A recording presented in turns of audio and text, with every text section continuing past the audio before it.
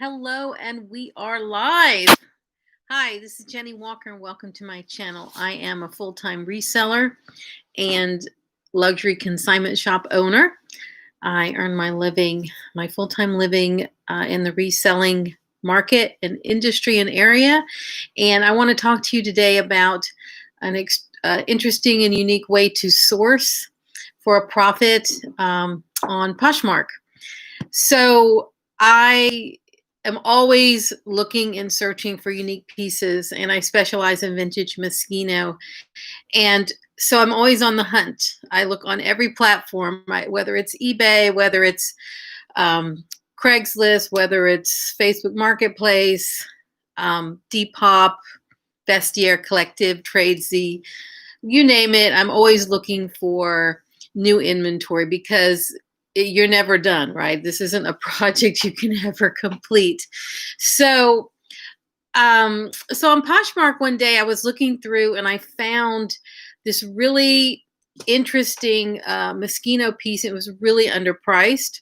And I looked around and I saw a couple other things in their closet that were completely underpriced. They looked to be a new seller. And so I did a bundle offer and I bought 3 pieces for the whole purpose of reselling. I bought a Moschino sheep and chic sweater.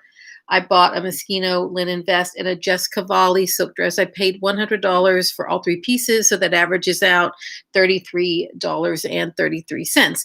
Now, they do include tax and with shipping. So in the end, it was $117, but then I had a $5 Posh credit. So it was $112.39 all in for these 3 pieces. So each item was $37.46 or $33.33 without the tax tag and title. So they say. So what's interesting when you specialize in a particular brand, and my specialty is selling the higher end pieces, is that if something's undervalued, if it's unsold, it's underpriced. And so I'm going to show you the piece that I bought. So this was the piece that I bought and paid approximately, $33 for. And in the bundle, and it's already, because someone just bought it. And so I've already put my button, my ribbon, and my tag on thanking them. And it's a super cool piece. And, originally they were only asking $50 for it. I got it in the 30s after I negotiated the bundle deal. And I sold it for $355. Okay. So that's a lot of money. And what's interesting is I sold it on the same platform where I bought it. It's also interesting, which means people who are looking for unique items aren't necessarily going through all of Poshmark to make sure the one they're buying from you is the cheapest. People don't really shop like that all the time. And so I was fascinated by the fact that this person, bought it from me on the same platform where I bought it. And my profit is, $250 on one piece.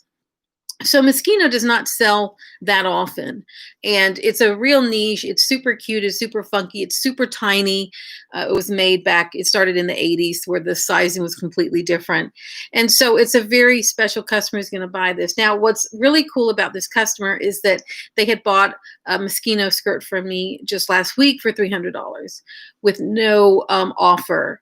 And so obviously they loved that skirt. They gave me a 5-star rating, and now they've bought another piece from me for $355. Now remember, they're adding tax on that. They're adding shipping on that.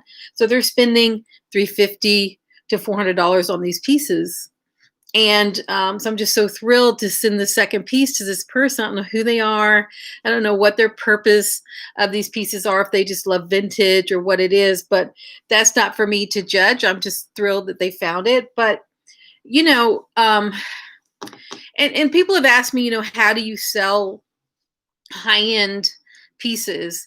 And the first thing you have to do is price it higher to begin with, right? And so I always know that when I have my vintage Moschino out there, I am looking to sell it to the collector. I'm looking to sell it to the Moschino lover. I'm looking to sell it to the person who's willing to pay a premium.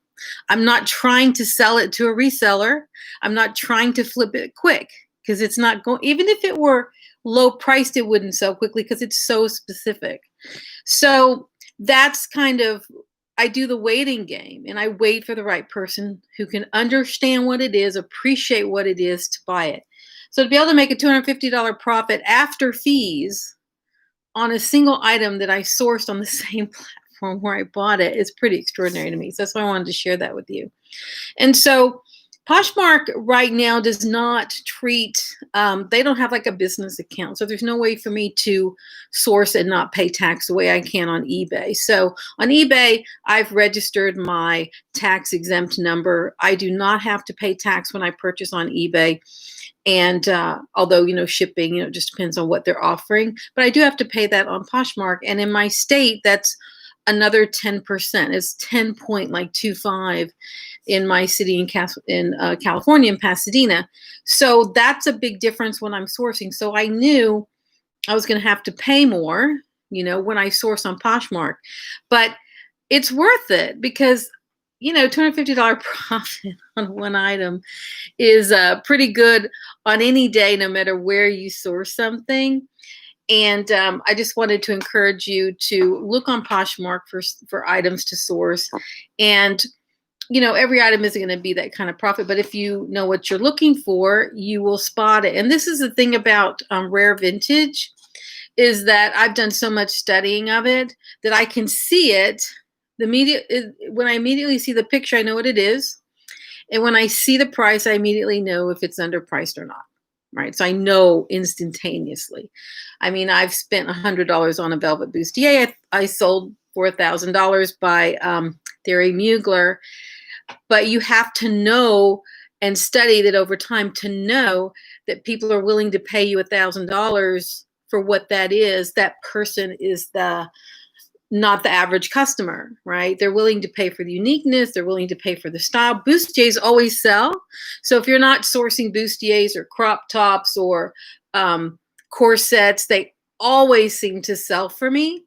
And I think it's just because it's sexy, it's feminine, it's that kind of thing. And we're dealing mostly in women's clothes. So that's something to keep in mind. So anyway, this is where I bought these pieces on Poshmark.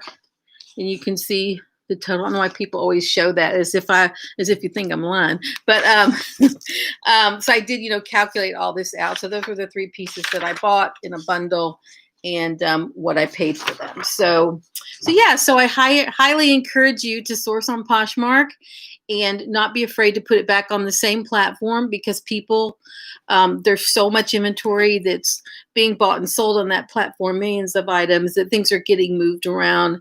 And don't assume that someone's going to find out, that you only paid a little bit for it. Besides, they may not even care. I mean, the fact is, people who are looking for rare and unique pieces are usually know that they're going to have to pay a premium if they're sourcing them in this way. Like, if I go in a certain environment, like I'm going to a vintage show, I know I'm paying a premium the minute I walk in there. This is not $5 pieces. This is where, in this environment, it's expected to pay a premium. You know that they're going to be charging more. That's just the way it is.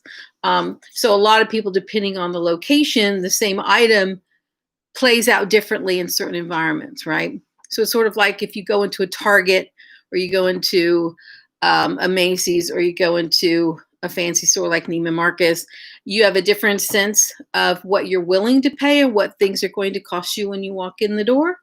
And, in terms of that expectation when you're selling things, what I've tried to do is have sort of a luxury look and feel to the way I present my items. If you know from going to my closet, Jennie Goes Closet on Poshmark, this photo that's in the back is in every single image that has clothes, unless it's accessories, in which case it's in a light box, so that people know that it's my brand, that it's my image, that they can easily recognize a piece that's mine. And also, it's a quality look.